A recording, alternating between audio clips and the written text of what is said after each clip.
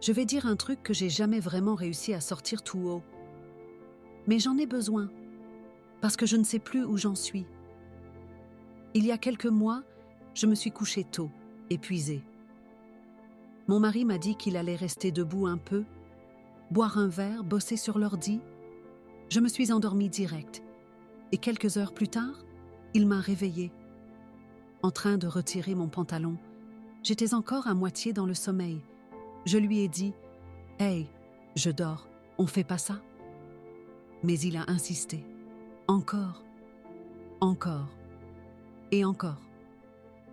J'étais choquée, tendue, mal à l'aise. Je lui ai répété que j'étais pas d'accord.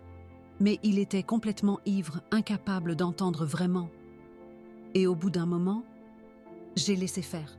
Pas parce que j'en avais envie, mais parce que j'étais fatiguée, troublée, et que je voulais juste que ça s'arrête.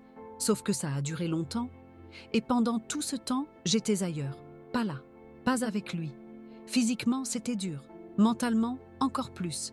Et ce n'était pas la première fois qu'un truc comme ça arrivait. Mais cette nuit-là, j'ai craqué à l'intérieur. Les jours suivants, j'ai évité son regard. Je n'arrivais pas à être près de lui. Et j'ai compris que je ne pouvais pas me taire cette fois. Alors je lui ai parlé. Je lui ai dit que ce qui s'était passé m'avait détruite.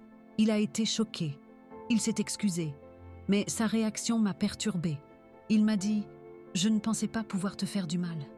Ça me fait autant de mal qu'à toi. » Et bizarrement, c'est ça qui m'a encore plus isolée. Parce que moi, je le vis encore. Et lui, dès que j'ai montré que je l'aimais encore, il a oublié. On n'en a jamais reparlé.